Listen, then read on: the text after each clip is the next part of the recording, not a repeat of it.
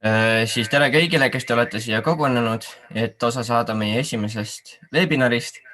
Minu nimi on siis Gert ja ma siis kuulun 6-liikmelisse meeskonda. Kohe panen järgmise slaidi ka, et näete. Nii. Ja me siis üheskoos võtame osa Changemakers programmist, mille raames me siis loome Hoop-Kohvikule turundusplaani. Kõigile, kes siis veel ei tea, siis Hoop-Kohvik on Pärnus asuv tervislikke toite ning vitamiinirohkeid toite pakkuv kohvik. Menüüs on näiteks 10 erinevat smootid ja tervislikud frapid ning võikud ka.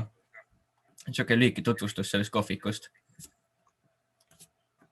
Ja siis tänases webinaris tuleb juttu sellest, kuidas tervislikumalt toituda ning oleme sellest rääkima kutsunud Laura Siemensoni.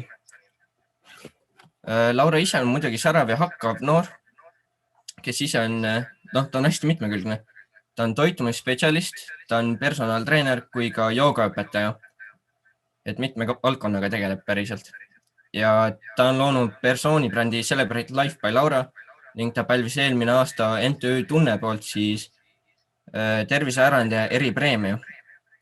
Kui teil üks märguanne veel, et kui teil tekib webinari jooksul küsimusi, siis te võite neid siia Zoomi chati kirjutada või te ootate, kuni webinar hakkab lõppema ning sellepärast, et webinari lõpus meil on ka küsimuste voor, et te saate seal esitada ka suuliselt küsimusi, et lülitada lihtsalt mikrofon sisse või piirdute ainult kirjutamisega. Aga nüüd ma siis annangi sõnad edasi Laura Siemensonile. Palun.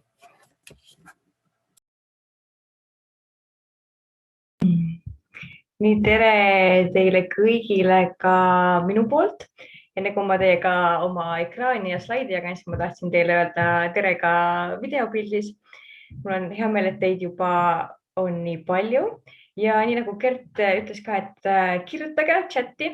Ma püüan seda nagu jälgida vahepeal, aga samas, kui sul tekib küsimus, siis tegelikult vabalt unmute'i oma mikrofon, küsi mulle vahele, et siis me saame pigem kohe koos sellele küsimusele vastuse, et võib-olla sul läheb meelest muidu selle kogu tunnikese jooksul meelest ära, mis sa küsida tahtsid, et julgelt võid mulle vahele küsida. Aga ma panen nüüd sulle oma screen'i.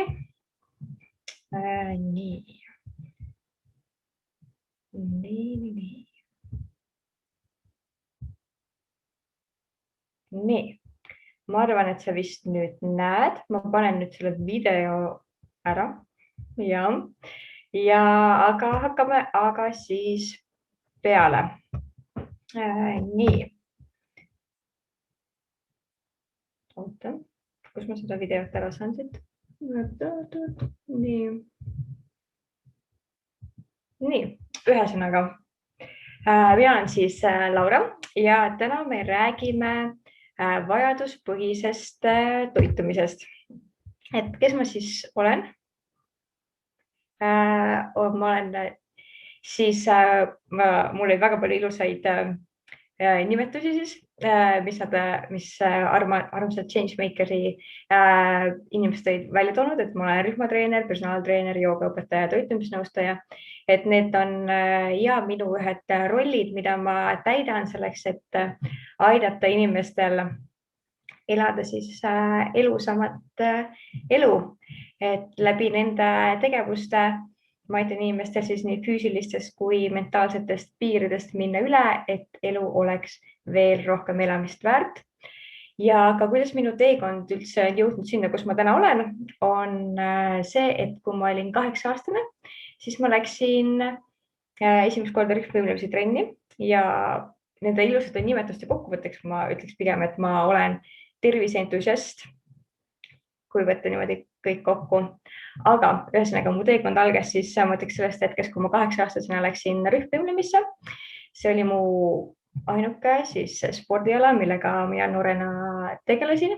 Ma läksin sinna 8-aastaselt ja seal õppisin ma arvan kõige rohkem selle kohta, mis on distsipliin, mis on järjepidevus ja mida tähendab meeskond. Ehk see kõik on väga seotud sellega, millest me täna ka räägime, toitumisega, et ilma järjepidevuse, ilma distsipliinita on toitumises väga raske teha muudatusi. Aga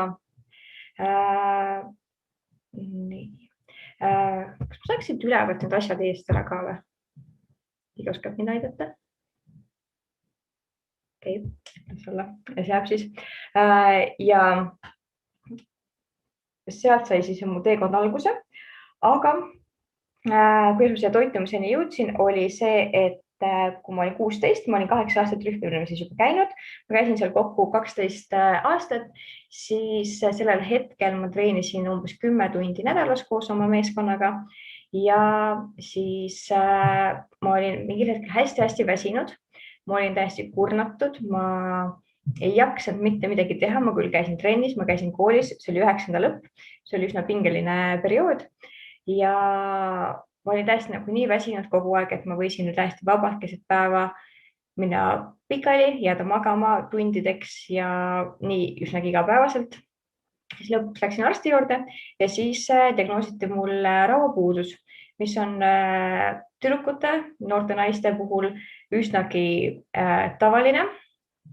Ja siis kirjutati mulle rauatabletid, mina hakkasin neid ilusti võtma, võtsin ära selle kuuri, mis ma pidin võtma, raud tõusis ja kõik oli jälle hästi, kuni täpselt aasta aega hiljem oli täpselt sama probleem. Aga siinkohal lihtsalt mitte keegi ei rääkinud mulle sellest, et kui sa sööd normaalselt oma vajadustele vastavalt, siis sa saad seda rauapuudust väga edukalt ennetada ja sul ei teki selliseid terviseprobleeme, nagu mul sel hetkel olid. Aga ega ma sealt veel nagu ei lõpetanud, et siis läks elu edasi, sõin ikka täpselt samamoodi, et sellel ajal minu toitumine nägi välja enam-vähem selline, et hommikul maksimaalselt 2 mingit võileiba, siis koolis lõunaks see, mida oli, või jätsin selle vahele, kui see ei olnud hea ja sõin hoopis moonisaia šokolaadiga. Pärast seda koju, siis igasuguseid komme, sest tegelikult oli kõht mega tühi ja energiatase oli madal, siis trenni, siis õhtul võib-olla sõin midagi normaalset. Ehk mu toitumine oli üsna sassis, üsna palju magusat oli seal sees, et oma 27 aasta jooksul ei ole mina leidnud inimest, kellele meeldiks rohkem magusat süüa kui mulle. Nii et selles osas on, kui keegi selle inimese kunagi leiab, siis andke mulle teada, mina ei ole seda veel leidnud.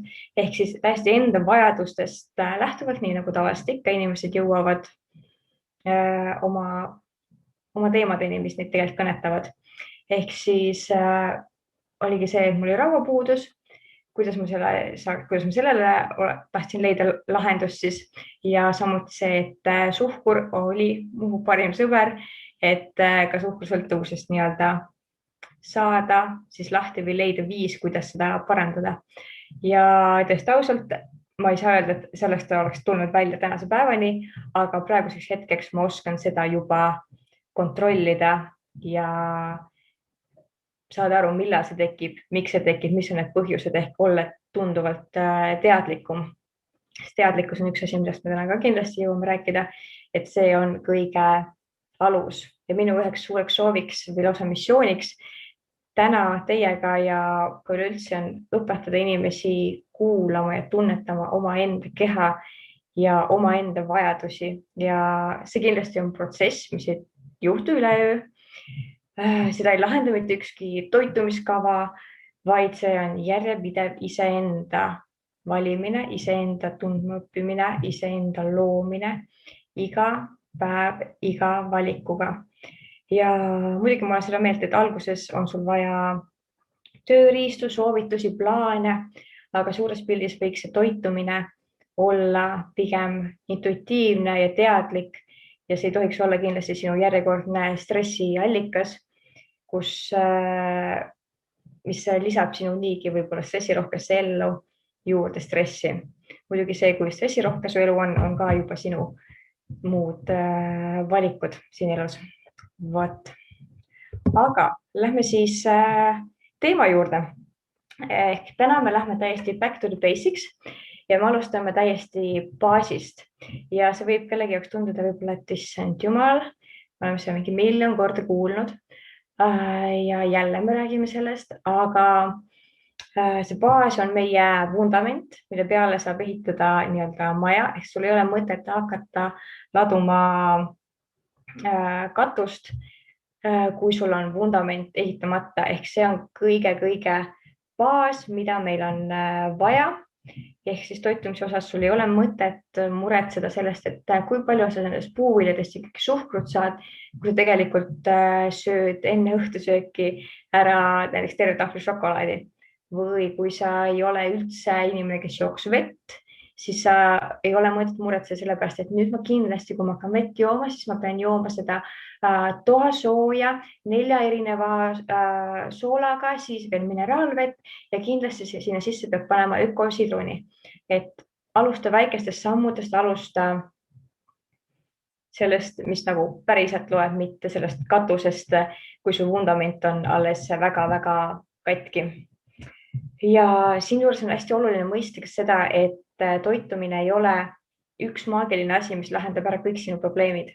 Ta kindlasti on üks suur osa sellest vundamendist, aga sellest vundamentist koosneb veel, lisaks toitumisele on seal siis veel uni, liikumine ja kõik, mis toimub sinu peas ehk sinu vaimne tervis, kuidas sa iseennast näed, kuidas sa iseendast mõtled, kuidas sa mõtled toidust, et see kõik on väga tugevalt seal seotud ja ei ole mõtet kunagi teha suuri muudatusi, vaid võta väikesed sammud nii toitumuses, harjumuste muutmises üleüldse ja vii need ellu.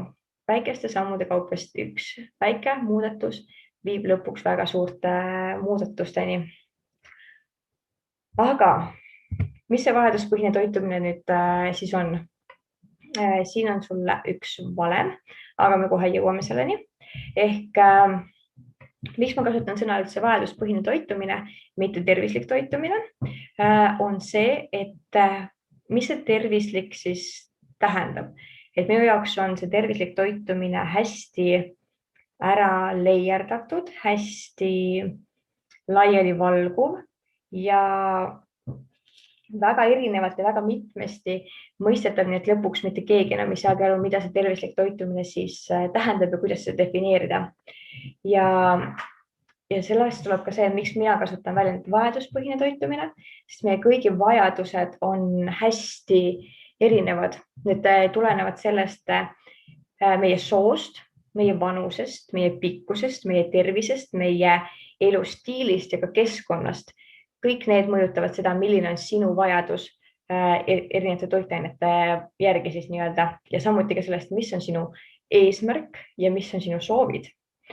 Vot. Aga ma jätan sulle nüüd 1,5 minutit, 2 minutit. Sa saad välja arvutada oma põhiainevahetuse, ma jään korraks kohe vait.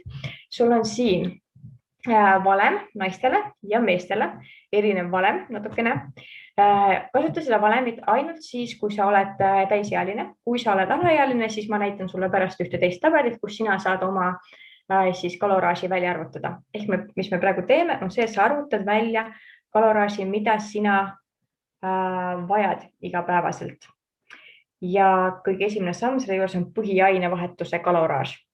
Nüüd ma jään sul korraks vait ja siis sa saad arvutada.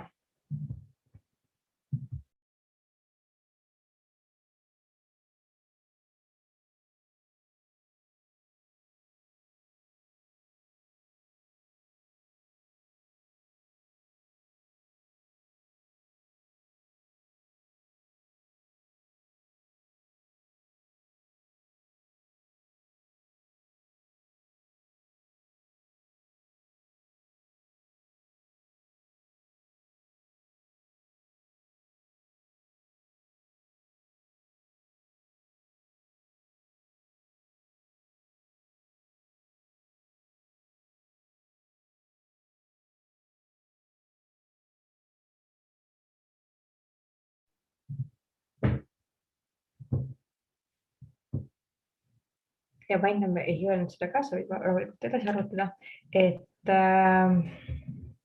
kui sa tahad vahepeal mingit märkmeid teha, siis võta endale ka märkmeid kõrvale, sest sul seda kaloraaži läheb ka võib-olla pärast natukene vaja ja me saadame küll slaidid pärast, aga võib-olla sa tahad mingid mõtteid endale kirja panna.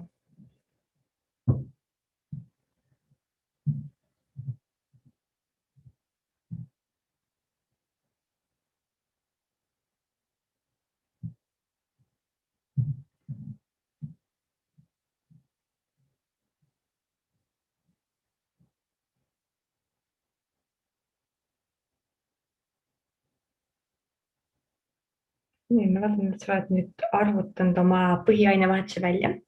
Mis see põhiainevahetus siis on see energiahulk, mida vajab sinu keha, kui sa ei tee 24 tundi mitte kui midagi.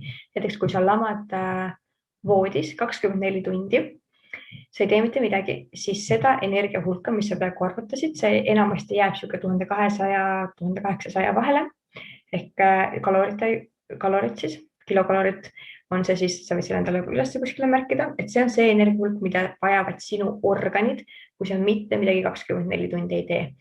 Ehk siis, kui sa lähed sellest kaloraažist allapoole, siis juba jäävad sinu organid ilma sellest energiast, mida nemad igapäevaselt vajavad. Ja siin väike nagu mõte sulle, et meie aju on meie kehamassist 20%. Korraks vaatan, mis siin chatis on. Ja oota, ma panen kaamera tagasi. Ühesõnaga, kohe.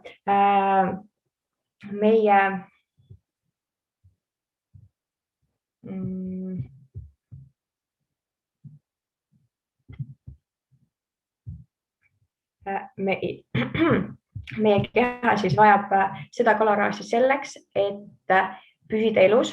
Ehk see on ka üks näide sulle, et sinu aju on 2% sinu kehamassist, aga ta kasutab ära 20% sellest energiast, mis sa praegu välja arvutasid. Ehk tema vajab üksinda 20% ja meie aju saab energiat ainult glükoosist. Sellele, mis see glükoos on, me jõuame ka peagi. Ehk ja siis kasutavad väga suure hulga, enam-vähem 20% ära ka sinu lihased ja sinu südame vereringeelundkond. Ehk ja siis jääb ülejäänud sealt veel teistele elunditele. Ehk kui sa näed, kuuled kuskil mingitest 500 kalori dieetidest, siis palun ära neid enda peal tee. Ehk nüüd sa näed, mis on see hulk energiat, mida sinu keha vajab selleks, et organid saaks ainult tööd teha. Nüüd see summa, mis sina said, korruta füüsilise aktiivsuse tasemega. Siin on toodud 1,1 kuni 2,4 erinevad füüsilise aktiivsuse tasemed vastavalt siis sellele, kui aktiivne sina oled. Näiteks, kui sa oled kontoritöötaja ja sa liigud ka vabal ajal hästi vähe või peaaegu et mitte, siis 1 kuni 3 kuni 1,5 on see vahemik, millega sina peaksid selle korrutama. Ma saan sul selle arvutusega ära teha.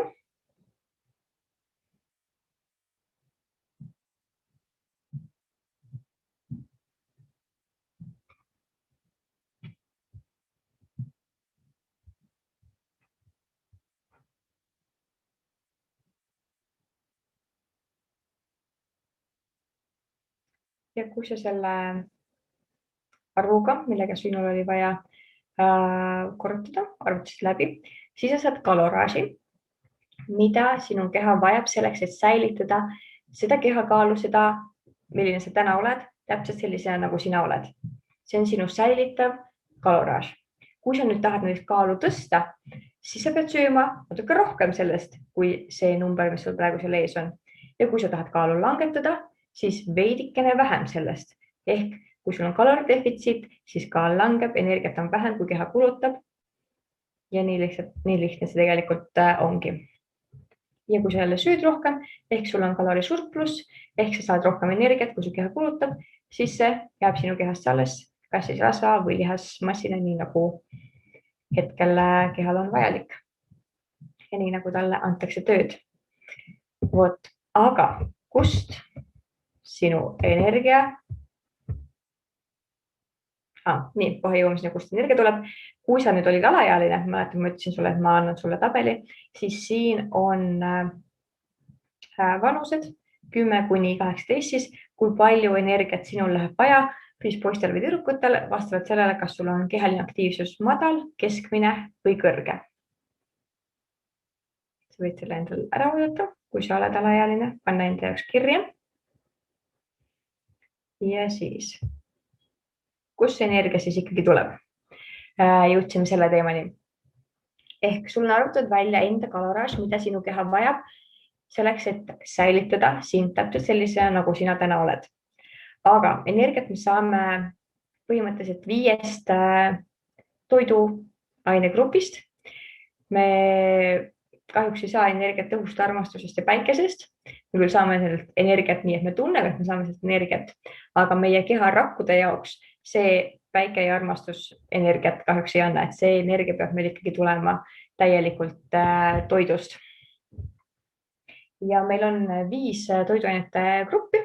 On tärklaserikkad toidud, teraviljatooted ja kartul, mis on üks grupp. Puu, köögiviljad ja marjad on teine grupp. Piimatooted ja 4. grupp on siis kala, linnuliha, muna ehk kõik lihatooted.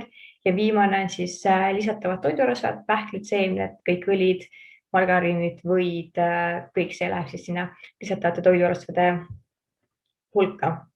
Ükski toidugrupp ei ole teisest midagi olulisem või parem. Need kõik on olulised selleks, et me saaksime normaalselt toimida, sest neil on kõigil oma ülesanded meie kehas. Aga osasid toidugruppe me vajame teistest rohkem. Ehk siis me vajame rohkem protsentuaalselt süsivesikute allikaid. Ja sa siit ka näed, et süsivesikute allikaid me vajame enam 50–60% oma energiast siis. Ehk kui sa arvutasid nüüd välja, et sinu kaloraaž on näiteks 2000 kalorit, siis 50% sellest on enam-vähem 1000 kalorit. Ehk 1000–1200 on siis see vahemik, mida sina peaksid saama süsivesikutest. Ja süsivesikute allikateks on meil tärklaserikkad toidud, teraviljatooted, kartul, puu, köögiviljad ja marjad. See ei tähenda seda, et neis ei oleks valke ja rasvasid. Vastavalt tootele on neid seal erinevalt, aga suures mahus näiteks, kui me võtame riisihelbed, siis riisihelbestes on 70–80 grammi 100 grammis on süsivesikud, ehk ta on ikkagi suures mahus süsivesikute allikas. Siis süsivesikute puhul oleks hea, kui sa tead, et kuna teraviljad on üks süsivesikute allikas, siis teraviljasid töödeldakse erinevatel moel. Neist saadakse erinevaid jahusid, erinevaid pagaritooteid, pastasid, mis iganes erinevaid variante veel. Aga nende töötlemise käigus kaotab teravili hästi palju oma mikrotoitainetes ehk sealt kaovad ära kiudained, mineraalained ja vitamiinid, kui teda töödeldakse järjest rohkem. Sellepärast oleks hea, kui sa kasutad teraviljatootest täisteratooteid, sest siis sa saad rohkem vitamiine, mineraalaineid ja kiudaineid, mida sinu keha tegelikult vajab. Me jõuame natuke rääkida ka mineraalainetest, mitte väga palju, aga siis sa näed, kui olulised nemad veel meie kehas on, sest praegu me räägime makrotoitainetest, mis ongi siis süsivesikud, valgud ja rasvad. Meie kehas on süsivesikute varud ka. Meie kehas on enam-vähem 2500 kalorit süsivesikute varusid. Aga need on meil maksas ja lihastes ja meie keha toimib selliselt, et lihastes olevaid süsivesikute varusid lihased ei anna mitte kellelegi teisele kasutada. Lihastes on neid rohkem, umbes 2000 kalori ringis, et lihased kasutavad neid ainult siis, kui lihased peavad tööd tegema. Ja ülejäänud see umbes 500 kalorit on siis meil maksas ja maks siis varustab selle ülejäänud keha, peab ära varustama siis nende varudega. Ja siis on meil valgud. Süsivesikute põhiline mõte meie kehas, see jäi vahepeal rääkimata, on see, et tema on meie peamine energiaallikas. Ehk sellest toituvad meie rakud, see annab meile energia. Valgud näiteks vastupidiseks on meie peamine ehitusallikas kehas ehk meie lihased, meie luud, meie juuksed, küüned ehitatakse valgu aminohapetest siis. Ehk kui sa sööd, ütleme, kohupiima, siis see on valgurikas, see lõhustatakse sinu kehas erinevateks aminohapeteks. Ja valkusid on meil vaja siis 10–20% kogu energiast ehk jälle, kui su kaloraaž oli näiteks 2000 kalorit, arvutamine ilmselgelt ei ole mu kõige tugevam külg, sellepärast ma toon kogu aeg ühe näite. 2000 kalorit, siis enam-vähem 200–400 kalorit peaks tulema sinu energiavalkudest. Ja valguallikad peamiselt on meil siis piimatooted ja lihatooted. Aga siinkohal on ka oluline piimatoodete puhul märgata seda, et piimatoodetes on selline asi nagu laktoos, see on piimasuhkur ja seda on piimatoodetes siis väga tegelikult piimatootes laktoosi on 100 grammi kohta 3–4 grammi. Aga kui sa vaatad näiteks piimatoote, võtad ütleme kakao kohupiimakreemi, siis kui sa vaatad seal, kui palju on suhkruid, siis see on umbes 10–12 grammi. Ehk siis kõik see, mis on üle selle 3–4 grammi, mis on meil laktoos piima sees nagunii olemas, see piimasuhkur, siis kõik muu on lisatud suhkur ehk siin on pandud täiesti tavaline lauasuhkur või halvemal juhul mingi glükoosi, fruktoosi siirup on sinna juurde pandud. Ehk piimatoodete puhul ka, kui sa nagu otsustad neid süüa, neid tarbida, püüa jälgida seda, et see laktoosi osa oleks, suhkrute osa oleks seal kuskil 3–4 grammi, siis on ta kõige naturaalsema kujul, mis ta saab üldse olla. Samamoodi kala, muna, liha ja nende puhul tasuks jälgida, et sa pigem sööd natukene madalama rasvasisaldusega neid kui väga rasvaseid, sest näiteks peekonis, toorsuitsu peekonis võib rasvasisaldus olla kuni 55 grammi 100 grammi kohta. Ehk see on päris palju rasva. Selle arvelt läheb alati valgu kogus väiksemaks. Ehk kui rasva on palju, siis valku peab alati olema vähem. Aga kuna see liha ja piimatoodete mõte meie söögilaual on, et annaks valku, siis pigem hoiada natuke vähem rasvasena. Aga siinkohal jälle, kuna valguallikana on siin välja toodud praegult piima- ja kalatooted, mis ei sobi taimetoitlastele ja veganitele, siis nemad peavad vaatama need asjad ümber. Ehk kui sa oled taimetoitlane või sa plaanid hakata või sa oled vegan, siis see asi päris meil ei toimi nii, et sa jätad need 2 gruppi lihtsalt välja ja sa ei asenda neid mitte millegiga. Ehk alati, kui sa jätad midagi välja, näiteks piimatooted ja lihatooted, siis sa pead teadma, millega sa teed selle asenduse ehk kust tulevad siis sinu valgud, sest et ilma valkudeta me ei saa toimida, et see on nagu väga oluline meie menüüs. Ja taimetoitlaste siis valguallikateks enamasti on need samad teraviljatooted, kui need on täisteratooted, siis neis on ka päris palju valku. See on natuke erinevad, sa pead ise tegema oma uurimust, et kus on rohkem, kus on natuke vähem. Teraviljatooted, kaunviljad, erinevad oad, sojatooted, nii edamame oad kui tofu. Aga sojatoodete puhul kindlasti jälgida, et võimalikult vähe töödeldud ja kindlasti GMO vaba. Sojatooted ja kaunviljad, teraviljad, sojatooted. Ja see ongi peamine, mis ja pähklid seemned ka, kuigi see on rasvade hulk tunduvalt suurem. Siis rasvaallikad on meil siis rasvaidee meie kehas on erinevate hormoonide ja ensüümide toimimine tagada. Samuti on tal kaitsefunktsioon ehk kui sul on rasvkude, see rasvkude on sinu nahal ehk nahal on rasvkude ja sinu kõhuõõnes on ka rasvkude selleks, et kaitsta sinu siseelundeid. See, kui palju seda rasvkudet on sinu kõhuõõnes, sellest sõltub, kui palju ta kaitseb lõpuks. Et kui seda on liiga vähe, siis ta ei suuda kaitsta. Aga kui seda on liiga palju, siis see takistab sinu organite tööd ja ta ei lase su organitel enam normaalset tööd teha. Sa võid kujutada ette, kuidas sul seal kõhuõõnes on maks ja magu ja sooled ja kuidas neil ei ole ruumi, sellepärast et rasvamass on seal lihtsalt liiga suur. Siis ta enam ei ole kaitsefunktsioon, siis ta on tervist kahjustav juba. Aga rasva siis tagavara on meie kehas enam-vähem 10 000 kalorit ehk on päris palju võrreldes siis teistega, näiteks valgu tagavarasid meil tegelikult üldse ei olegi, et valku me peame sööma sellepärast ka igapäevaselt, et meie keha ei suuda valku tagavaraks hoida. Et kui rasva ja süsivesikuid ta suudab teatud määral, siis valkusid mitte.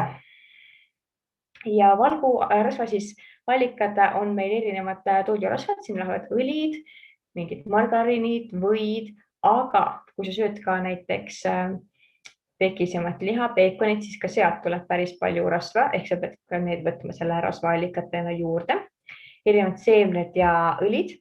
Aga hästi oluline on ka seal juures, et isegi kui sa sööd piimatooteid, kalatooteid ja siis 60% sinu rasvast võiks siiski tulla taimetoidust, et see on samuti oluline, et kõigi sööjatel võiks tulla 60% rasvast taimsest maailmast ehk siis pähklid, seemned, õlid ja muide, huvitav fakt siia juurde, et rasvarakkude hulk meie kehas ei muutu pärast enam-vähem 20. keskpaika, et nii palju, kui sul neid rasvarakke selleks ajaks on, nii palju neid jääb sinu elupäevade lõpuni.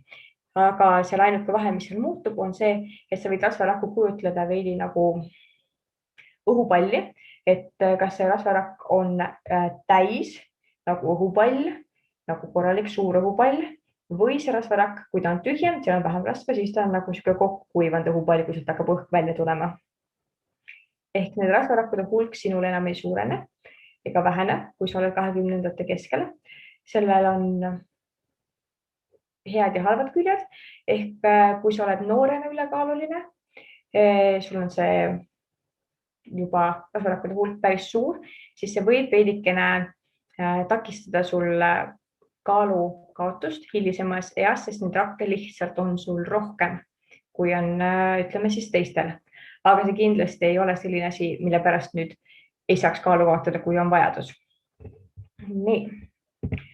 Aga kuidas siis oma toidukord üles ehitada? Mõtlen nendest eelmistest teemadest. Mul on 2 postitust oma kodulehel blogis süsivesikute allikatest ja valguallikatest pikemalt nagu kirjutatud, et sa saad sealt seda pärast lugeda, kui sa soovid. Rasva oma peaks tulema järgmisel nädalal, kui ma olen väga töökas. Aga kuidas siis oma toidukord üles ehitada? On ehk, kui ma rääkisin, et meil on 3 peamist makrotoitainet, süsivesikud, valgud, rasvad, siis üsnagi loogiliselt peaks neid kõiki olema meie toidukordades ka. Ehk ma panen sulle siia ühe tabeli, kuhu me saame kohe sisse minna. On oluline siis teada, et neid süsivesikud, valke ja rasvasid võiks sul olla igas toidukorras, aga kõige olulisem on seal juures see, et sa saad süüa koos süsivesikut ja valku, sest enamasti rasv tuleb toidu töötlemise käigus ka sinna ikkagi juurde. Sest et kui sa vaatad nüüd seda tabelit korraks, siis kui sa sööd ainult lihtsüsivesikuid on siis nagu suhkur, valgest jahust tooted, ehk see tähendab seda, et su kehal on hästi lihtne, et muuta selleks samaks glükoosiks, mis on meie veres. Meie veresuhkur on siis siin tabelis toodud, ehk kui sa sööd suhkurt, siis su veresuhkur tõuseb. Väga loogiline tegelikult. Kui sa vaatad, ta tõuseb väga kiiresti ja väga kõrgele ja sul tekib sihuke sugar rush, aga see kukub sama kiiresti alla tagasi. Ehk 10 minutit läheb sellest hetkest, kui sa ütleme, sööd ära ühe Snickersi, sul tekib see energia, aga täpselt sama kiiresti ta kaob, ehk ta ei hoia sind stabiilsena, see ei tekita sulle stabiilselt head enesetunnet, vaid sa oled nagu Ameerika mägedel ja kui sa niimoodi pidevalt teed, siis see kurnab tohutult su keha ja sa lähed sellest ühest äärmusest teise, ehk sa lähed sellest, kus sul ei ole energiat, sa oled väsinud, kurnatud sellesse, kus sul on meeletult palju, veresuhkur on meeletult kõrge ja see kukud alla tagasi. Kui sa näiteks sööd ainult liitsüsivesikuid, mis on siis puuviljad, on täisteratooted, pruun riis, kõik sellised asjad, siis see veresuhkur tõuseb stabiilsemalt, aga ta püsib kuni kuskil tund aega, et süsivesikud seeduvad üsna kiiresti meie kehas, sest see on meie peamine energiaallikas, ta peab suutma need võimalikult ruttu teha väikesteks tükkideks, et keha saaks energiat.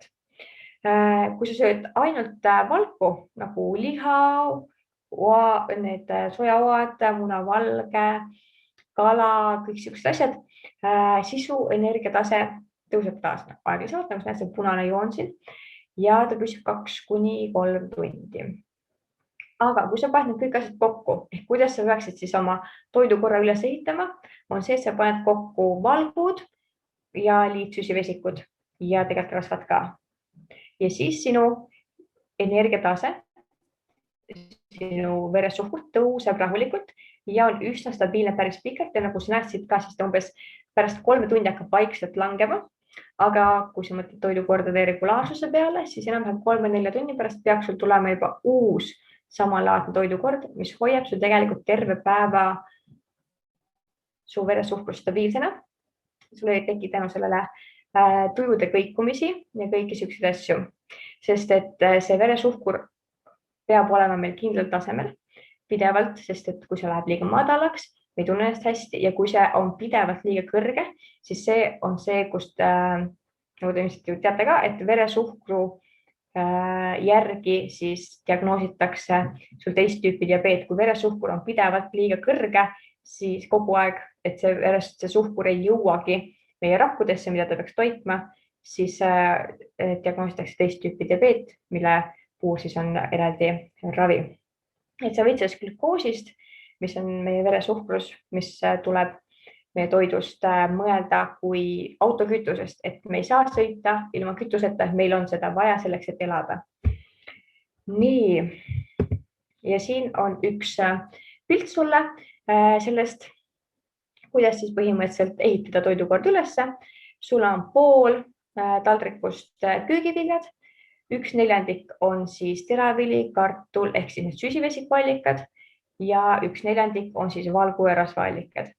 Ehk väga tegelikult lihtne, kui sa isegi niimoodi mõtled. Muidugi, kui sa sööd hommikuks putru, siis sa võib-olla ei tee sellist taldrikut, aga puder võib olla täpselt samamoodi täiesti tasakaalustatud toit, me kohe jõuame sinna. Et sul on siin 2 erinevat teraviljatoodet toodud võrdlusesse. Lasen sul korraks sellesse süveneda, korraks neid vaadata. Et see on 2 teraviljatoodet, et kui sa näiteks lähed poodi, sa võtad kätte pakendi ja vaatad, et kumba sa neist omale koju ostad, siis sa teie käest vist küsida, kuidas te valiku teeksite. Ma ei näe üldse enam neid asju, neid chati asju, ühesõnaga, kuna ma chati asju ei näe, siis kui sa tahad küsida, siis lihtsalt unmute mikrofon ja siis küsi, sest et ma praegu ei näe neid, näen millegi pärast. Aga kui sa võrdled neid 2 omavahel, siis nende energiasisaldus ehk kaloraaž, kui sa vaatad, on põhimõtteliselt täiesti võrdne. Selles osas on ükskõik kumma sa võtaksid. See 7-8 kalorit on täiesti ükskõik. Siis sa vaatad, et okei, ühes on 7 grammi rasva, teises on 0,8.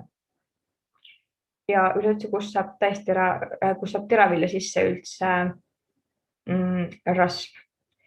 See teravilja sisse saab rasv selliselt, et kui see tähendab seda, et peab olema tegemist täisteratootega, sest et kui see tera kasvab, siis see tera, selleks, et ta saaks kasvada, on tema tera selle all, iga väikese tera all, näiteks kui sa võtad, ma ei tea, nisu kasvamas ette, on niisugune paun, kus on sees tema jaoks vajalikud toitained, selleks, et väikesest terast saaks suur tera kasvada, mis pärast ära koristatakse.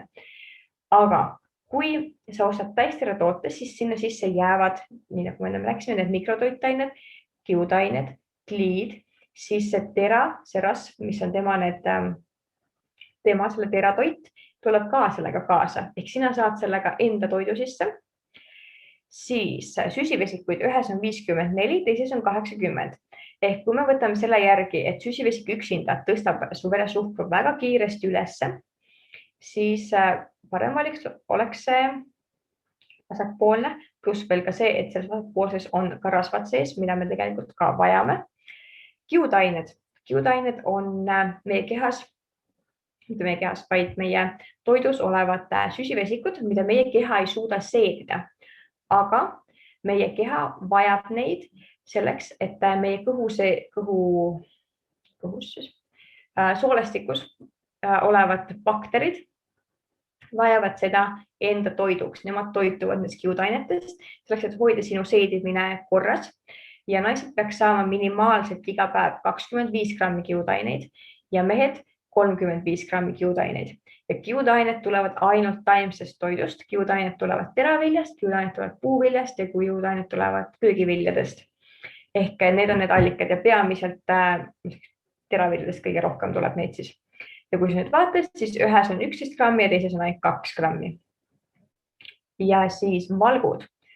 Valgud on ühes 14 ja teises 7 ehk ühes on poole rohkem valkusid. Ja siin me jõuame selle pudruni, mis ma ütlesin sulle, et võib-olla täiesti väga hea tasakaalustatud toidukord. Vasakpoolne, kus on siis valgud, süsivesikud, rasvad, kiudained vägagi tasakaalus, neid on piisavalt seal, on täistele kaerahelbeste pakendi, siis pakendi tagakülg, pakend, nii. Ja parempoolne on tavalised riisihelbed. Ehk kui sa pead valima poes riisihelbed versus kaerahelbed, siis mina valiksin enamus kordadel kaerahelbed selle pakendi järgi, sellepärast, et ma saan ühe toidukorraga rasvasid piisavalt, valkusid, kiudaineid ja süsivesikuid. Teise puhul ma saaksin peamiselt ainult süsivesikuid. Vot. Aga kui sul on selline võrdlus veel, et apelsin versus apelsinimahl, võid oma peas korraks mõelda, kumma sina valiksid, kas apelsinimahla või apelsini ja mis olukorras, sest et nagu me enne rääkisime, ka see vajadus sõltub ka kontekstist, kus sa oled ja kes sa oled. Aga ütleme, et tavalises olukorras mina valiksin apelsini, sellepärast et mahla pressimise käigus kaovad apelsinist just need kiudained ära. Kaovad kiudained ära, aga kiudained on meil vaja, nii et enamus kordadel ma valiksin apelsini kui apelsinimahla. Pluss veel see, et sa saaksid, ütleme, ühe klaasi apelsinimahla, on sul vaja kasutada ära 3 apelsini, aga kas sa nagu reaalses elus jõuaksid tarbida ära 3 apelsini. Ja samuti, kui see mahlas tõuseb suhkrute osakaal, kuna ta on ju maht, sul on palju lihtsam seda tarbida, siis ta tõstab su veresuhkruga kiiremini kõrgemale. Ja samamoodi sul tekib see langus kiiresti.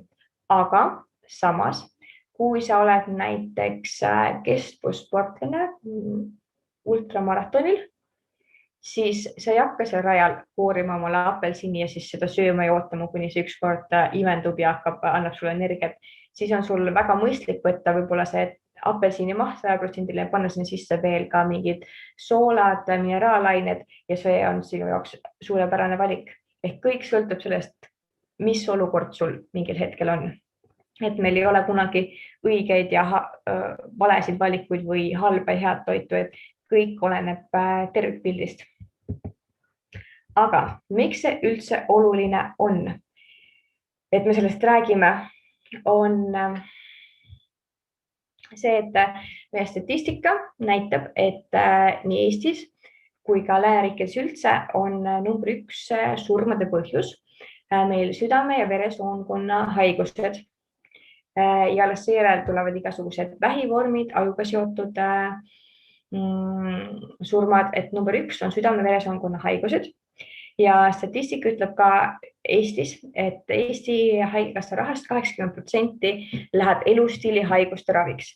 Ehk siis nende haiguste raviks, mida oleks võimalik ennetada, mida oleks võimalik natukene omaenda eluviisi muutes ära hoida. Ja seepärast mõtlesin ka, et toitumine ei ole üks asi, mis teeb kõik korda, et siia juurde lähevad ka liikumine, uni, sinu stressi majandamine ja kõik see. Kas keegi tahab küsida? Okay. Ja miks see siis üldse oluline on? Kuidas sa stressi majandad ja ka see, kuidas sa toidust mõtled. Siia tulebki see vaimse tervise pool väga tugevalt sisse, ka toitumise kui ka kõige muu osas, kuidas sa mõtled toidust, kas sinu jaoks on see, kui sa sööd midagi magusat, mingit rämpstoitu, kas sa tunned ennast halvasti sellepärast, et seda sõid, kas sa tunned, et sa peaksid ennast sellest karistama, kuidas sa mõtled üleüldse iseendast toitumise kui muu kontekstis ja ka kuidas me üldse sööme, kas sa naudid oma toitu igat toidukorda või sa sööd seda kiirustades mööda minnes ilmast, paneks üldse tähele, mida sa endale sisse sõid. Ja pidev mitte oma vajadustest lähtuv toitumine viib meid kaugele sellest, kus me tahaks olla, eks see viib meid nende südame-veresoonkonna haigusteni, sest et enamasti kõike muud toitu kui siis nii-öelda endale vajadustele vastavat toitu on lihtsam tarbida. Ja siin on sulle üks tabel, lihtsalt see on Eesti laste siis kehamassiindeksi tabel, et kui paljud lapsed on meil Eestis normaalkaalus, kui paljud on alakaalus, kui paljud on ülekaalus ja kui paljud on siis rasvunud. Ja enamik südame-veresoonkonna haiguseid algab ülekaalulisusega, see läheb edasi rasvumiseks, mis edasi liigub tavaliselt teist tüüpi diabeediks, millest me ka veidikene enam rääkisime, et teist tüüpi diabeeti diagnoositakse enamasti vanemas eas, õnneks, aga järjest enam hakatakse diagnoosima seda haigust alla 40-aastastel ja mida noorem sa oled, seda suurem on tõenäosus, et sellega tulevad veel erinevad kaasuvad haigused, sest kui see diagnoositakse sul nii-öelda sinu elu teises pooles, hilisemas ajas, siis selle aega ilmselt ei jõua mingid erinevad haigused kaasa enam tulla, et siis on võib-olla teist tüüpi diabeet on vägagi kontrolli all hoitav haigus, aga see kindlasti ei ole hea ja teist tüüpi diabeet diagnoositakse 90% inimestel, kellel on ülekaal, ehk need on omavahel päris tugevalt seotud. Kui sa seda tabelit korraks vaatad, siis sa ilmselt märkad, et alates 7. elueast kasvab hüppeliselt laste ülekaal ja rasvumine ja poiste puhul see mingil hetkel tõmbab veidikene tagasi, aga tüdrukute puhul mitte väga. See läheb sinna teismikka välja ja sealt juba siis ka täiskasvanu ikka, ehk siis see on see, millest me ennem rääkisime, et sinu rasvarakkude hulk ei vähene ega suurene enam siis, kui sa oled enam-vähem 20-ndate keskel, ehk siis see natukene võib mõjutada sinu kaalu langetamise suutlikkust teinekord. Ja selles mõttes võiks ju mõelda ka, et okei, et see südame-veresoonkonna haigused enamus inimestel on need meie ühiskonnas, sest et see on ju peamine surmade põhjus, et muidu ei saakski see ju peamine olla. Et meil on nii arenenud meditsiin, et sellega on nagu väga lihtne elada, samamoodi nagu teist tüüpi diabeediga, et sa lihtsalt kas süstid või saad mingeid tablette, et sa saad sellega elada ja muidugi saadki tänu meie väga heale meditsiinile, aga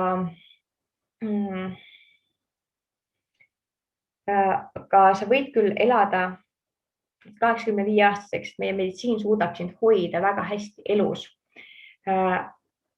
Ja meie eluaastad pikenevad kogu aeg, ehk me järjest kauem elame võrreldes 50 aasta taguse ajaga võib-olla. Aga järjest vähemaks jääb meil tervena elatud aastaid, ehk see tähendab seda, et kroonilised haigused algavad enamus inimestel 50-ndatest ja kui sa elad 85 aastani, siis tähendab seda, et umbes 45 aastat sa elad mingi kroonilise raske haigusega koos, ehk sinu tervena elatud aastad saavad väga ruttu läbi, ehk peaaegu pool oma elust sa sisuliselt elad mingi haigusega, mis takistab sinu täisväärtuslikku elu ja suuresti on need sinu valikud olnud, kuidas sa seda elu oled siiani elanud, et me võime praegu mõelda 20-ndates, nagu enamus meist siin webinaril ka praegu on, kõik hästi noored, et vahet ei ole ju, et sinna on nii palju aega, et küll selleks ajaks saab mingid asjad korda. Aga nagu me ka nägime, siis ülekaal ei kao tihti ära. Enam, kui see on juba ühe korra tekkinud, nii-öelda, et sellega hakkama saada, on päris palju tööd ja samuti ka, mida see teeb sinu keha kuvandi iseenda kuvandiga. Et me ikkagi sooviks ju elada võimalikult täisväärtuslikult, võimalikult elusat elu võimalikult hästi tunda ennast iseenda kehas.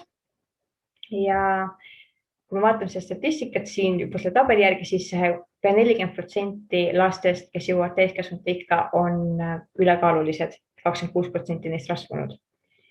Ja ainult läbi selle, kuidas sa teadlikult teed oma eluviiside valikuid, saad sa seda mõjutada. Et sinna kuulub tõesti toitumine, liikumine, uni, stress. Ja kui sa tead, miks sa mingeid valikuid teed, on ka oma teadlikkuse tõstmine, uurimine, siis sa oled vaba oma valikute tegemises. Muidu sa oled nende reklaamide, toitumiskavade, dieetide, mis iganes trendide ohver.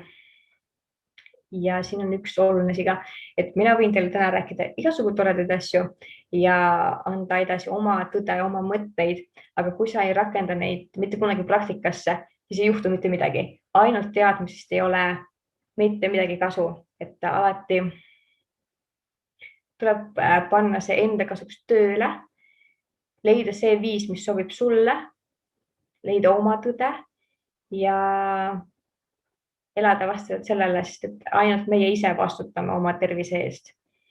Mitte keegi teine ei tule sind sinu teemonite ja halvasti tehtud valikute eest kaitsma, et ei tule see meditsiin ja ei tule mitte keegi. Et meie tervis on ainuke asi, ja ma ütleks, et milleta me ei saa elada, sest et kus seda ei ole, siis sa ei tee enam mitte midagi.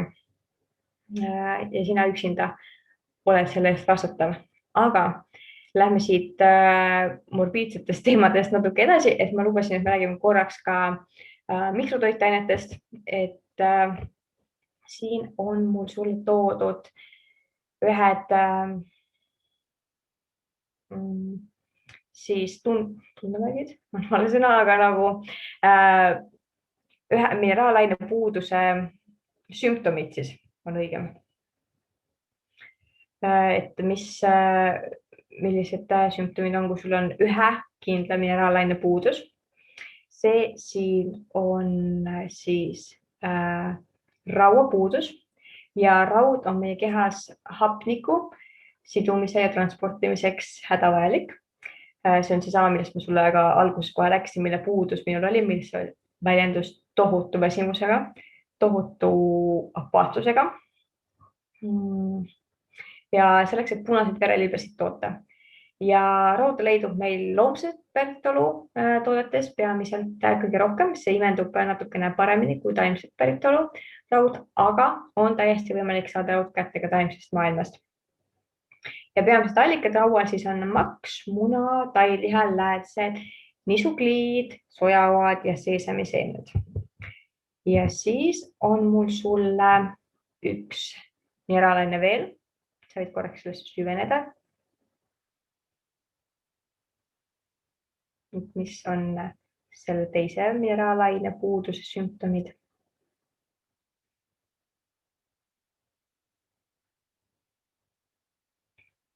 See siis on magneesiumi puudus ja magneesium reguleerib meie kehas väga paljusid biokeemilisi ja füsioloogilisi protsesse ja magneesiumi vajavad oma tegevuseks veel eraldi 300 erinevat ensüümi meie kehas. Ehk kui sa mõtled, kui sul on juba magneesiumi puudus, siis on häiritud 300 teise ensüümi töö meie kehas. Ja kuigi me rääkisime pikalt makrotoitainetes, ei saa öelda, et mikrotoitained oleks kuidagi vähem olulisemad. Nende tasakaal meie kehas on täpselt sama oluline kui mitte isegi olulisem, sest et see mõjutab tohutult meie hormoone. Ja meie need valgud süsivõikud rasvad ei saa meie kehas mitte midagi teha, kui neid ensüüme, mis tulevad mineraalainetest, ei ole meie kehas piisavalt, et siis need teised natuke jäävad kõrvale. Ja kuna magneesium mõjutab oma tegevusega veel 300 ensüümi, siis on ta üks olulisemaid ka, et me seda igapäevaselt oma toiduga saaksime. Ja kui sa praegu vaatad, et ma tein sulle 2 näidet erinevatest mineraalainetest, meil on ju sulle lisaks veel kaalium, jood, A-vitamiin, C-vitamiin, D-vitamiin, mis kõik veel, et need kõiki meie keha vajab ja neil kõigil on oma ülesanne meie kehas. Ja kui sa nagu vaatad, mis on nende allikateks, magneesiumi allikateks, muide siis on täisteratooted, pähklid, leht, köögiviljad ja idandid, siis enamus vitamiinide, mineraalainete allikaks ongi võimalikult vähe töödeldud toit. Siinkohal ei pea üldse silmas, et sa peaksid sööma toorest liha, seda ikkagi ei töötle, aga suuresti mitte töödeldud toit, siis ma mõtlen, ma ei tea, šokolaadide, kommide, tortide, krõpsude, hamburgerite näol, et võimalikult looduslähedane, võimalikult lihtne, sest sa võid siin ka mõelda näiteks erinevate kastmete peale, et kui sul on valikus, kas sa võtad tomati versus tomatipasta versus ketšupist tehtud veel mingi kaste, et alati võimalikult lihtne valik on alati kõige parem. Ja kui sa sööd suurem osa ajast oma toitu töötlemata kujul või väga väheselt töödeldud, siis ja mitmekülgselt, siis on väga suur tõenäosus, et sa saad kõik oma mineraalained ja vitamiinid ilusti kätte, eriti näiteks köögiviljade puhul on see, et sa paned hästi palju erinevat värvi köögivilju kokku, sest et looduses on mõeldud niimoodi, et iga köögivilja värv tähistab mingit erinevat vitamiini või mineraalainet, mida ta siis annab, aga sa ei peagi teadma, mida kõik annavad, vaid lihtsalt pane võimalikult palju erinevaid värve ja siis on tõenäosus, et sa saad kõik kätte, on väga suur. Aga miks meil ikkagi see töödeldud toit maitseb nii palju paremini kui meie salatid ja kartulid ja läätsed ja liha. Sellepärast, et see on niimoodi loodud, see on selliselt loodud ja disainitud toiduainetööstuses, et sina ei suudaks ega tahaks nende söömist lõpetada. Ja sest, et täiesti ausalt, toiduainetööstusel on täiesti ükskõik sellest, kui terve sina oled või kui terve sa üldse ei ole.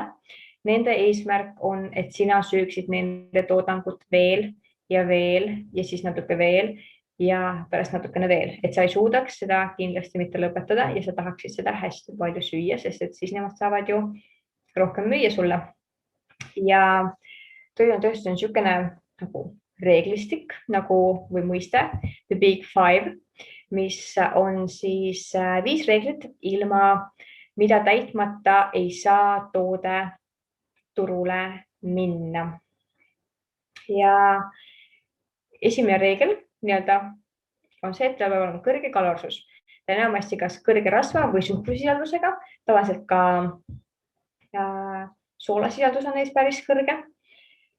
Siis ta peab olema intensiivne maitse, ehk ta peab sulle meeldima esimesest ampsust alates.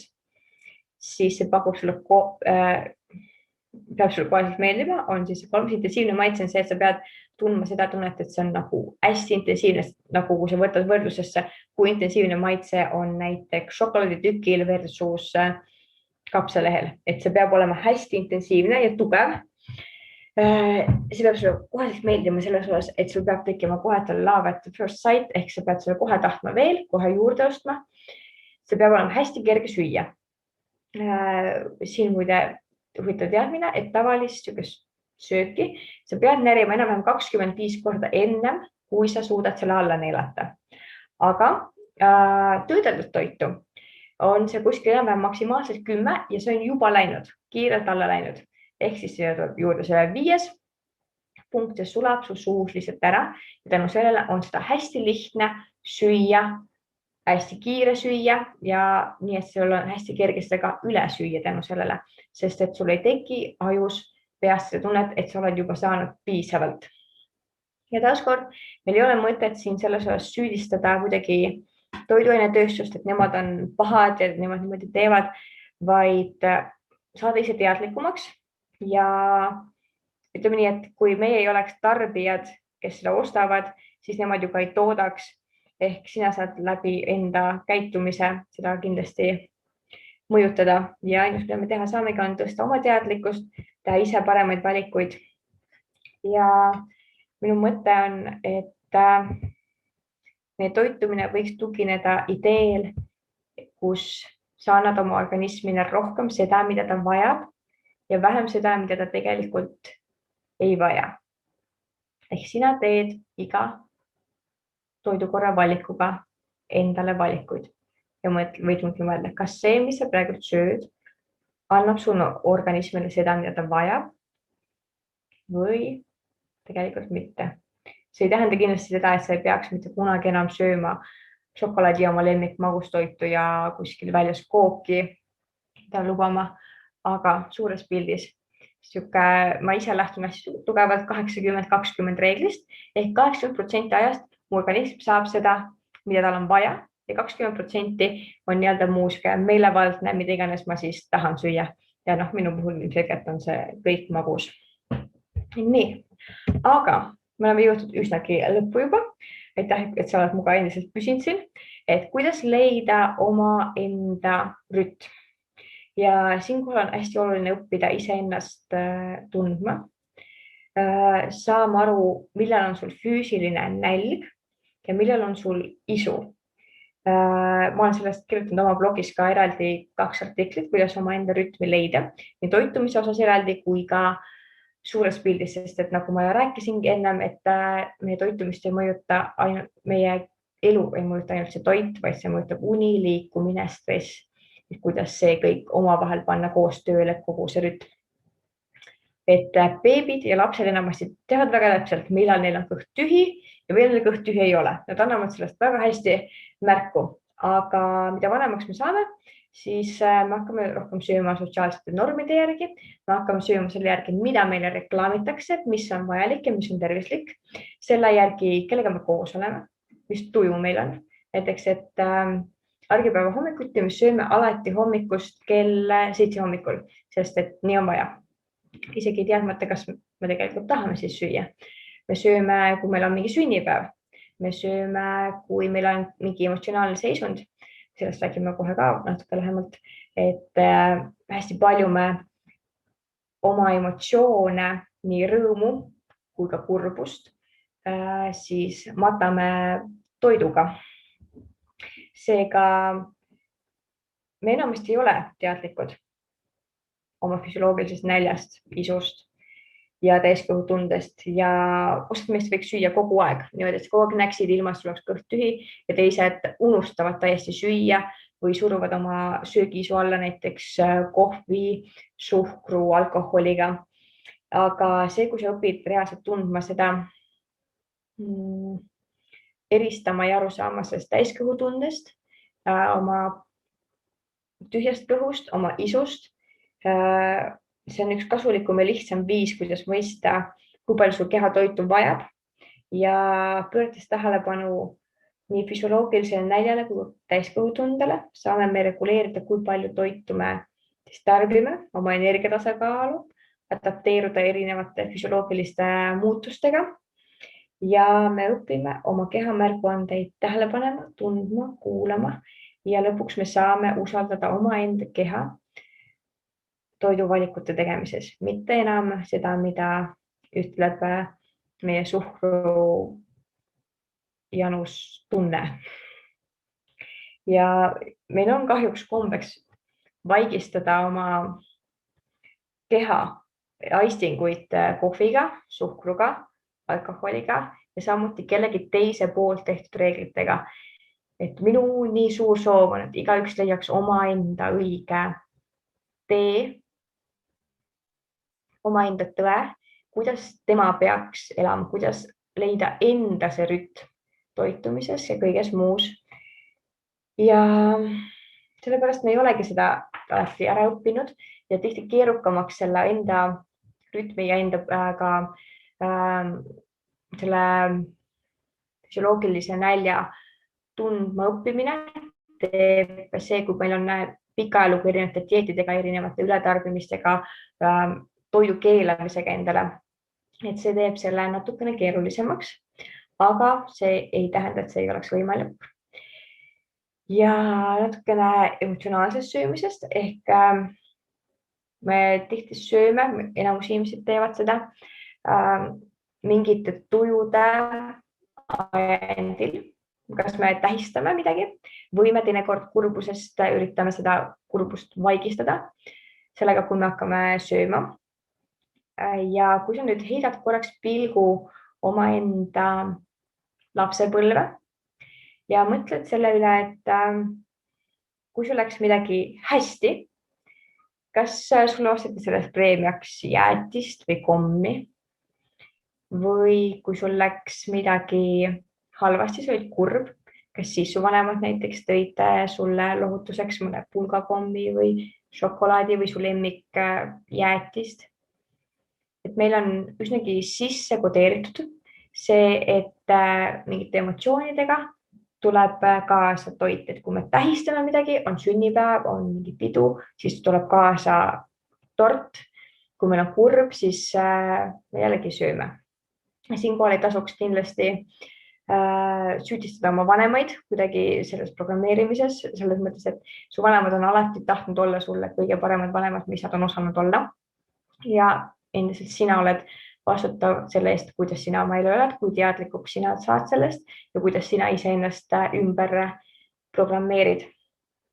Ja muide hea näide, see ei ole, ma ei tea, kui palju te olete tähele pannud näiteks sellist asja, et kui on rahvaspordiüritused, on igasugused ECB maratonid ja rattamaratonid ja suusamaratonid, alati seal on ka laste need eraldi jooksud ja rattasõidud, aga alati on finišis ehk kui laps lõpetab selle jooksu või rattamaratoni, mis iganes tal on, siis alati ootab teda seal lõpus kilekoti sees jäätis ja limonaad. Ehk siin on jälle see, et siin on programmeeritud, et kui sa oled midagi hästi teinud, siis sa saad midagi head. Aga tihti on ka see, et kui meil ei lähe hästi, siis me tahame samamoodi süüa ja enda kaitseks nagu selle matta, selle tunde, selle kurbuse, selle söömisega.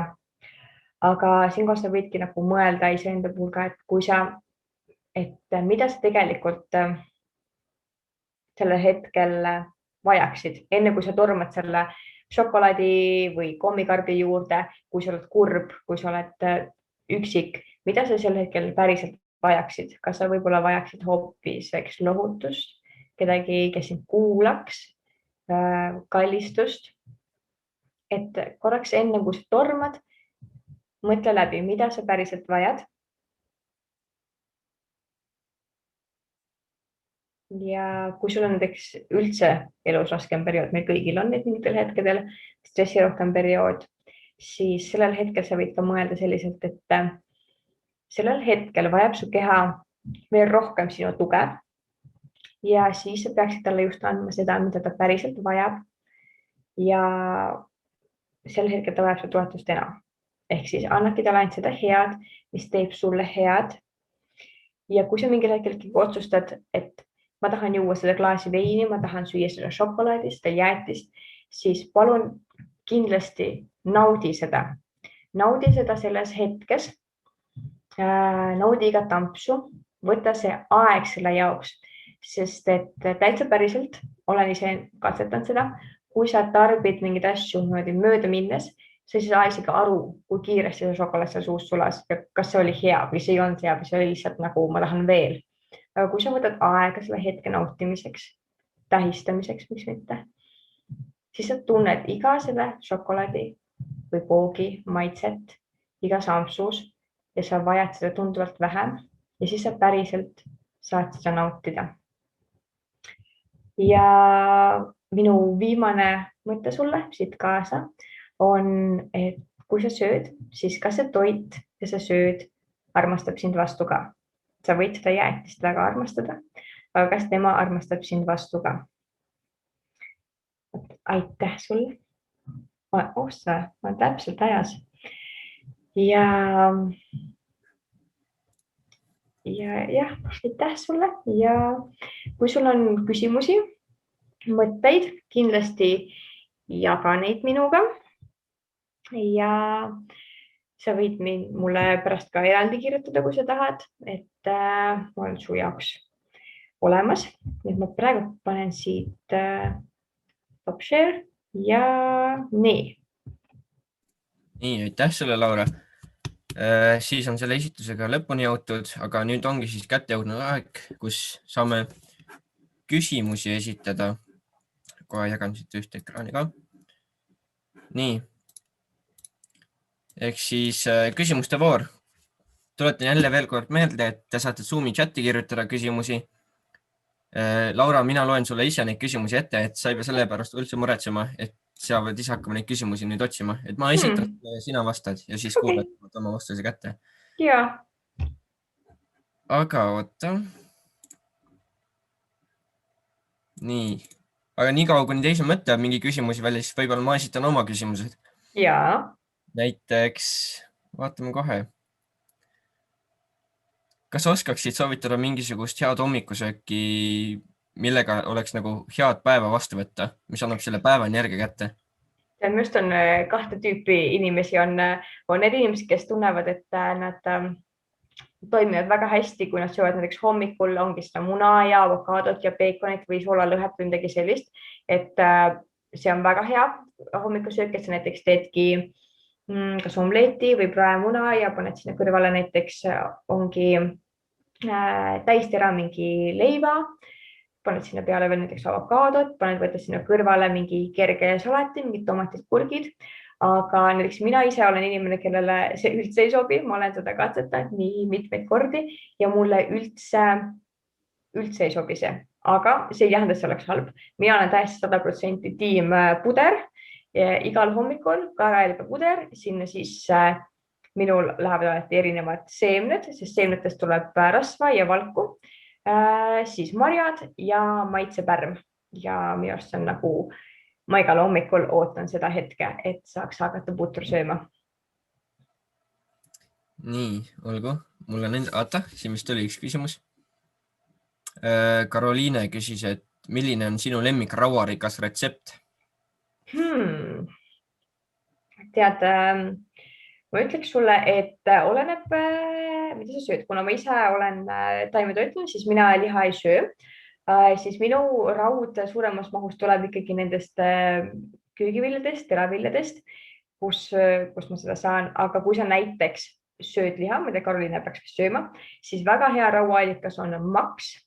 Aga maksa puhul tasub vaadata kindlasti, et võib-olla mitte päris iga loomamaksa ja mitte üle just poest selles mõttes, et kui sa saad kuskilt kätte maksa, mis on siis vabapidamise looma oma, sest et maks on loomadel täpselt samasugune organ nagu on meil, ehk siis kõik saasteained, kõik käivad sealt läbi.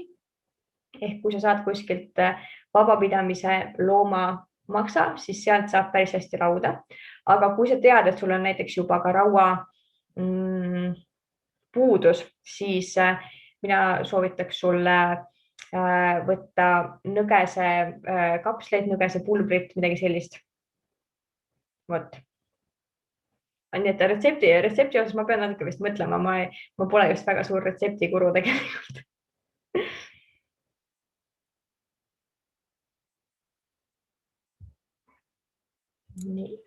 Nii, tuli veel üks küsimus siia. Küsimus, mis mul tegelikult oli. Triin siis küsib, et üks küsimus just tekkis. Kuidas, kas, mida ja millal peaks enne trenni sööma? Kas on okei teha trenni hommikuti ka nii, et enne seda ei ole üldse midagi söönud? Siin Triin väga hea küsimus. Ma vist Triinuga oleme seda korra arutanud varasemalt, kui ta mul personaaltrennis käis. Et kõik taaskord tuleb sellesse, et mis on see sinu rütm. Et kui sa oled leidnud selle oma rütmi, siis see võib olla täiesti okei. Hommikul minna trenni ka ilma söömata. See oleneb, mis kell oli sul see viimane toidukord ja mis trenni sa tegema lähed ka, kui suur see pingutus seal on. Sest et ma olen hästi palju on kuulnud ka sellist asjast nagu vahelduv faast ehk intermittent fast, et me kõik teatud määral teeme seda, me kõik üldjuhul ei söö öösel ehk öösel jääb 8–10 tundi toidukordade vahele, et naiste puhul on see vahe kuskil 12–14 tundi, mis on veel okei, aga mitte rohkem ei tohiks vahe naiste puhul olla. Et see võib mõjutada pärast väga tugevalt hormonaalset tasakaalu, et et ma pigem soovitaks sul süüa hommikul ka, aga olenebki, mis kell sa eelmisel õhtul nagu sõid, et sihuke 10–12 tundi vahe hommiku ja õhtusöögi puhul on täiesti okei ja kui sul sinna vahele jääb trenn ka ja sa tunned, et sa jaksad, siis see on täitsa okei. Aga enne trenni ma soovitaks sul süüa mõned tunnid enne trenni, kui sul on võimalus, et see jõuaks seedida ja enne trenni sul võiks olla toiduks süsivesiku ja valgu kombinatsioon, täpselt samamoodi nagu tavaliste toidukordade puhulgi. Ja kui sul jääb enne trenni toidukord väga hiliseks, et sa enam ei jõua nagu mingit korralikku toitu nii-öelda süüa, siukest suurt taldrikutäit, siis minu alatine hea kombinatsioon on, mis on kerge, mis ei tekita seda tunnet, et sul on pärast raske olla, et sul on kõht mega täis, on näiteks mingi puuvili ja pähklid ja mu lemmik on riisigalett maapähkli või ja banaaniga. Ja siis saab trenni ilusti tehtud nii, et sul on reaalselt ka energiat ja samas ei ole kõhus seda tunnet, et sul on mega raskus. Nii, olgu, väga hea vastus oli see. Ise ootasin ka midagi siukest. Ja järgmine küsimus, aga seekord oli küsimus Facebookist. Keegi küsis, et mis on lemmik valguallikas, mida süüa lihaste kasvuks? Selles mõttes lihastel ei ole vahet, millist valku sa sööd, kas see valk tuleb sul munast, tuleb ta kohupiimast, tuleb ta lihast, tuleb ta kalast. Meie keha jaoks ei ole tal vahet, nii kaua kuni ta saab kätte oma vajalikud aminohapped ehk meie keha vajab siis 20 erinevat aminohapet, mis on siis valk, mis on nii-öelda lõhustatud ehk kehas. Kui sa ütleme, sööd kohupiima, siis sinu keha rakkudesse ei jõua sinna kohupiim, vaid see lõhutakse tükkideks. Sealt tulevad süsivesikud, valgud, rasvad ja valk siis lõhutakse omakorda erinevateks aminohapeteks. Ja nii kaua, kui ta saab kätte kõik, siis tal ei ole üldse vahet, mis allikast see nii-öelda tuleb. Et hästi levinud on ka arvamus, et sa ei saa lihasid kasvatada, kui sa ei söö, ma ei tea, loomseid produkte, et ka taimsetest valkudest saab täiesti kätte, lihtsalt sa pead teadma, kuidas sa need paned kokku. Aga jah, oluline, et valguallikad oleks ka pigem mitmekesised ja et sa saad kõik oma aminohapped kätte, asendamatud aminohapped saad sa kätte nii piima kui lihatoodetest, et neis on kõik sees olemas. Nii, ja siis kohe järgmine küsimus, täpselt sama küsimus, mis minulgi endal isiklikult. Triin Mäger siis küsib, et mida sina üldse paastumisest arvad? Ma lisan siin sellele kohe juurde ka, et mida mina selle kohta olen kuulnud, et kas paastumine on nagu organismile vajalik, kas ja kuidas seda üldse nagu õigesti teha, sest esmamulje, mis mul jääb paastumisest on see, et sa näljutad nagu ennast ja siis samas ma kuulsin kuskil, et selline näljutamine on nagu kahjulik endale, sest su rakud või keha organismid ei saa nagu tööd jätkata efektiivselt. Paastumisel on ka väga palju erinevaid vorme, et tehakse, inimesed teevad väga, nüüd on popiks läinud see, et on see vahelduv paastumine, mis siis klassikaliselt tähendab seda, et sa 16 tundi päevas ei söö ja 8-tunnine auk on sul, kus sa siis sööd. Et see on see koht, kus ma ütlengi, et see võib sobida meestele. Naistele 16 tundi mitte söömist on liiga pikk aeg, et seda ei tasuks teha, et naiste puhul ongi see, et kui sa, ongi loogiline, me kõik teeme iga päev teatud mõttes seda paastu, et kui sa lähed õhtul magama, ütleme, sõid kell 8 õhtust, sa lähed magama ja sa ärkad järgmisel päeval kell 7 ja su hommikusöök on kell 8, siis sa tegelikult oled 12 tundi paastunud. Aga naiste puhul siis see paastumine võiks jääda kuni 12–14 tundi maksimum on, kui sa teed seda vahelduvat paastumist. Aga siis on veel erinev paastumist, nagu sa võtad kelleks ühe päeva, kus sa ei söö mitte midagi. See on okei, tervele inimesele on okei ka süüa näiteks 24 tundi mitte midagi, aga seda tasuks kindlasti teha kellega nagu koos või teadlikult teha, et sa tead, mida sa selle ajal tarbid, milliseid teesid või mineraale sa peaksid selle ajal võtma, et su keha saab sellega hakkama 24 tundi. Ja siis on veel erinev paastumist nii-öelda nagu laagrid, sellised 5-päevased, kus inimesed lähevadki reaalselt. Ma tean, Tartu lähedal on üks koht nagu Loodus Biospa, kus sa lähedki 5-päevasele paastule, kus sinu ainuke toit põhimõtteliselt on mingid puljongid, teed, sul tehakse sellel ajal sügav soolte puhastust, klistiiri ja kõiki selliseid asju, aga sul on kogu aeg selle meditsiiniline personal kõrval, et sellist asja kindlasti ei tasuks teha üksinda, vaid kui sa seda võtta ette, siis loe selle kohta, tee oma uurimustöö ja kui sa võtad pikema paastu, siis kindlasti meditsiinilise personali järelevalve all.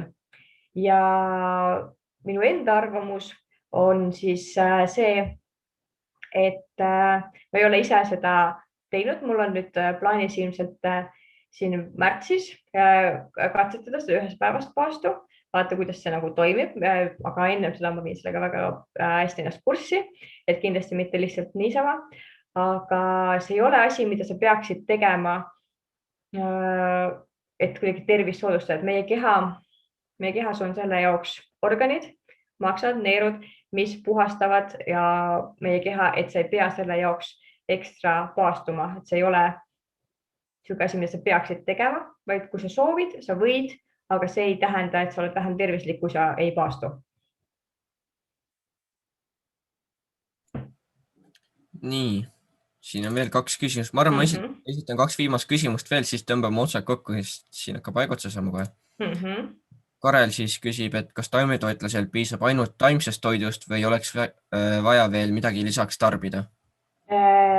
Taimetoitlus on väga laialdane mõiste. Esiteks, et kui sa mõtled seda, et sa oled täis taimetoitlane, ehk sa ei söö ühtegi loomset produkti, siis on oluline, et sa võtaksid juurde kindlasti B12 vitamiini, et B12 vitamiin on asi, mida me saame ainult loomsest toidust ja Eesti kliimas kõikide taimetoitlaste või mitte taimetoitlaste puhul oleks oluline võtta juurde ka D-vitamiini talvisel perioodil, sest seda me ka ei saa piisavas mahus. Aga taimetoitluse puhul, täistaimetoitluse puhul, kus siis loomseid produkte üldse ei ole, on B12 vitamiin hädavajalik, aga teiste vitamiinide puhul, kui sa sööd vastavalt oma vajadustele, kui sa teed piisavalt uurimustööd, siis sa saad kõik kätte. Aga selles osas sa pead ikkagi natukene rohkem uurima, natuke teadlikum olema, sest et see natukene on keerukam kui, see võib olla keerukam natukene kui liha- ja piimatooteid süües. Nii, olgu. Ja viimane küsimus siis tänase õhtupool. Anna-Liina siis küsib, et kui rauapuudus on, mida peaks sööma, kui oled taimetoitlane või vegan? Kui sul on juba rauapuudus tekkinud, siis kindlasti tasub võtta juurde toidulisandit. Ma ise soovitaks sulle nõgesebaas. Nõges on kõige rauarikkam taim. Nii-öelda, et nõgesebaasil on tehtud väga mitmeid erinevaid rauatablette, Eesti enda oma, kus ei ole mingit jama sees, siis nii-öelda on nõgeli oma näiteks. Et kui sul juba on rauapuudus tekkinud, aga selle puhul tasuks kindlasti ka jälgida, et kui sa näiteks seda võtad ja see ei lähe paremaks, siis ikkagi tasuks oma arstiga konsulteerida, arstiga, et vereproove kindlasti vahepeal anda. Nii, nüüd on küsimuste poolt siis kõik praegu. Aitäh sulle, Laura, selle imeilusa esitluse eest. Ma sain ise endal ka tegelikult päris palju asju siin märkmikusse kirja pandud ja kui mina sain seda tehtud, siis kindlasti ka keegi teine sai seda veel tehtud. Aga loodan, et sain anda mõtteid kellelegi ja kui sul kellelgi tekib mingeid küsimusi või ideid nagu pärast, siis julgelt sa võid mulle kirjutada Instagrami, Facebooki ja jah. Nii, ma tuletan kuulajate vahel siis meelde ka, et täna õhtul siis loosime ka Huub Kohviku sotsiaalmeedias välja Laura toitumisnõustamise sessiooni. Seega siis hoidke meie sotsiaalmeedia kontodel silma peal. Näete, all siin paremal nurgas on meie kontaktandmed siis olemas. Ning jälgige Huub Kohviku Instagrami ja Facebooki ja siis, aga minult poolt on praegu kõik, siis nägemist. Püsige terved, tehke trenni ja toituge muidugi ka tervislikult. Ja aitäh minu poolt ka kõigile ja ilusat õhtut teile. Nägemist.